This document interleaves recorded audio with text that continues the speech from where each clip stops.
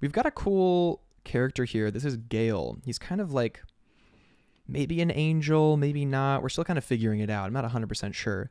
But this character was honestly started as just kind of a fun expression, just like a fun kind of wild drawing I was doing that turned into this honestly pretty fleshed out character here in the sky. And the emphasis on this design is definitely shape design. Shape design is 100% the main focus here, and rhythm and flow, thematically, all that fun stuff. So what we have going on is this character in the sky.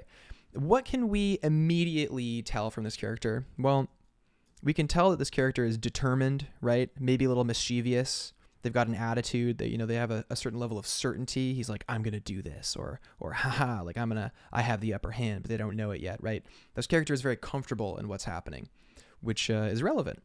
And in the poses, we see this character is very expressive, open, not very closed off, very dynamic. So we see these big leading lines coming through with the character's weapon. And over here, we can see how they're soaring through the sky, and over here, we can see they have these open arms. And these open arms are kind of gesturing to this like personal freedom in the character, that they're expressing themselves, they're open, they have dominion over their space. So that's like what we see immediately gesture-wise from this character, which is pretty rad. And also we can talk a little bit about the props. So he's got this giant sword, this huge sword. And usually for designs, for me personally, I really like my characters to be more on the grounded side. So for this one, I wanted the sword to be, for it to look like it was, he was able to swing it, and also he's in the air. So he's kind of got some air magic to help him swing this sword around, which is cool. There's some fun elements going on with the sword, which I like a lot. I love adding something big to the pommel. And on this side, you see it here as well, like adding weird things in the middle. When you zoom out, it's kind of like your mind just is like, oh yeah, that's normal. But you zoom in and they're kind of just sort of nonsense shapes, right? I mean, if you zoom in far enough, everything is kind of just nonsense shapes. On this page, we kind of have enough to get a read, enough to understand who this guy is, what he's doing. Let's take a look at some of the sketches for this guy, because the sketches were actually the most fun. So using a very thin line, almost like a very thin like felt tip pen, and doing very gestural, springy, spiky kind of designs, and not erasing a lot. Like I really wasn't erasing that much. And thinking of my forms almost like as ribbons a lot of the time. That's kind of how my shape language expresses itself a lot of the time, is through these kind of ribbon shapes, whether it's hair or costuming or whatever. So being very, I don't know, conservative with my lines with these sketches, but honestly just being very intentional. This one, I love this pose, one of my favorite ones actually. I think my final didn't capture the energy of this, but I love doing these sketches.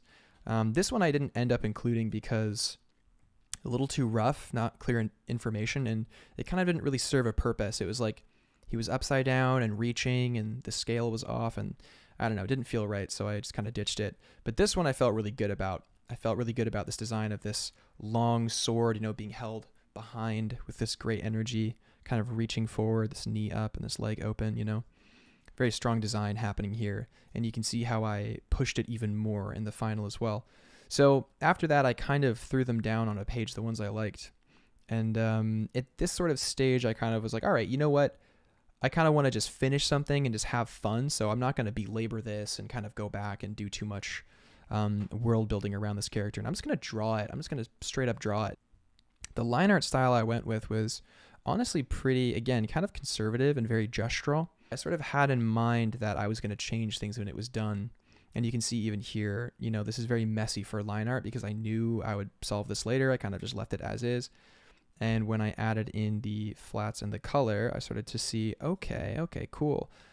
I kind of see what's happening here. I ended up going with a blue and orange checker pattern. It added a lot of, I don't know, joy to the character, some immediate joy, some fun, some kind of like light attitude, some lightness to the character. You can see all those areas where there was mess. I pretty much just did the inking on top of the wings here, and just kind of made those shapes more unified. I use this technique that you see a lot in Art Nouveau art. It's a huge influence of mine, Art Nouveau, in my work. And yeah, how I kind of used that here was basically just sort of figuring out where there might be gaps and just drawing in those gaps with maybe a slight hint of an overlap, but kind of letting shapes sort of just be these solid, interesting, organic, strange shapes. Even here, I had a intuition of like, oh, I should simplify this or make it more streamlined, but I like how weird it is. I actually like this strangeness of it, and I elected not to make an edit. You can see I even darkened the hair, balanced it, so if we get a quick read of the values, we can kind of really tell where the importance is with these characters. So making the hair dark really grounds the points of focus. So we want it to be where the eyes are, where the head is, where the hands are. We tone the hands darker and the feet as well to kind of create that interesting, it's almost like a gradient, like a painted gradient. This is kind of really all you need for a character like this. And this is very kind of early exploration, viz dev stuff. And this is what you typically do when you want to get like the vibe of a character down. I've been really focusing recently, and I encourage all of you to focus on this too, is to define forms with only around 2 values. So you can see for the pants here, there's kind of 2 blues and sort of 2 yellows, or a yellow and an orange. And when I make it black and white, you can kind of tell where the forms are based on shadows being cast on the local value of the object. So the local value of the yellow here is quite light, and the local value of the blue is quite dark. So when a shadow appears on the dark blue, it ends up being a little bit darker. And when it's on the yellow, it ends up being less of a change. So what's interesting is that with shapes here, this kind of kneecap shadow that I added in, or certain shadows of folds happening here that are unified, like they're unified folds across the fabric. So they span both the blue and the yellow. You'll see that that shadow shape is still consistent with your brain. Like you kind of make that the same material in your mind. And so utilizing some of those fundamentals, we can create that kind of sense of depth and stuff, but keeping it really simple as well, not sacrificing that concision. Yeah, so that's kind of like a quick breakdown. Now, I feel like it's worth talking a little bit about some other elements here of the design, and you guys can tell me in the comments or something if you like these kind of breakdown videos. I'm in week 4 of my character design class that I've been hosting, which oh my gosh, is going incredibly well. The students have been doing such a good job. I'm so impressed with the growth and the dedication. So I wanted to bring a little bit of that maybe onto the channel here and just break down something that I made for fun, you know? Let's go back at the first sketch. This one was even a little more of it's almost like he could be maybe moving back, right? Like maybe moving backwards or kind of swooping down. Like there's this following energy that leads through into the legs here. So there's this kind of descending energy of this character that I think is really good. And I think for the final, what we ended up doing was pushing it a little more so the head wasn't facing in that direction. And when you change the direction of the head, you're kind of changing the direction of where the audience feels the attention is important as well. So when we redrew the gesture here and connected it to the body, instead of going straight through to the legs, it actually curves into the shoulder, which mirrors the where the character is looking, and the knee is pointing that way too.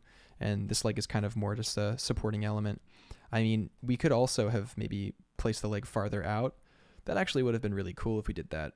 Or if we pushed it up a little bit, it would have been maybe too close to this. But honestly, now that I'm looking at it, that would have been pretty powerful with that change, especially with the look of the face. You can see the line of the arm directly correlating in there. And there's sort of this anticipation that the sword could pivot and turn into where they're looking, or lower down and swing to where they're looking.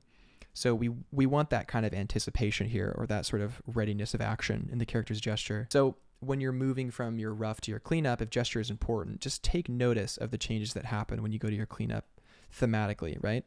This is more for scale and for vibe.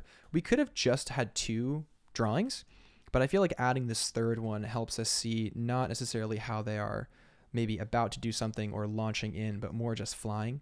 It's almost like a neutral pose, even though it's not really neutral. He's just kind of floating around, right? Boom, boom, and this wonderful cascading gesture here as well, curving down, curving in, as he's also curving in. This gliding motion, I can imagine him just sort of soaring around in this pose. We can see that there's this great vertical line happening here. We curved things over, adding to the same gesture. We're mirroring the gesture of the head as well.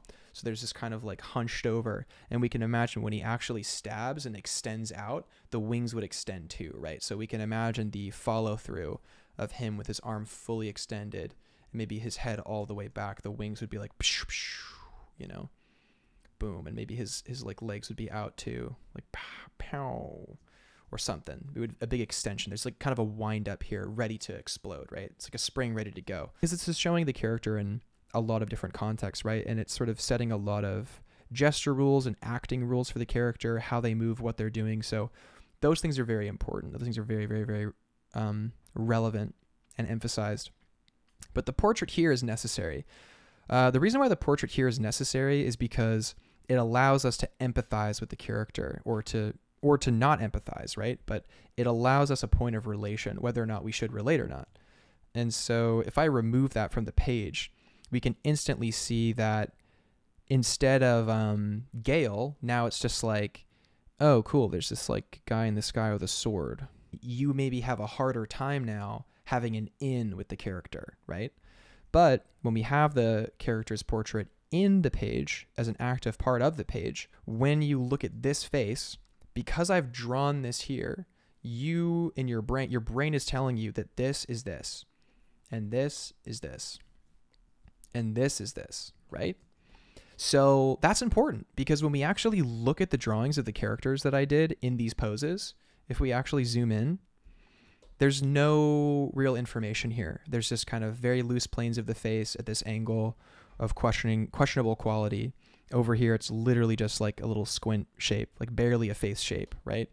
And over here, it's the same thing. This one's the most defined, but even this one, you know what I mean? It's just pointy nose, gesture, and a couple kind of, again, indicating some planes of the face, the cheekbone, the nose, the forehead, all that stuff. That's all I really needed in these drawings.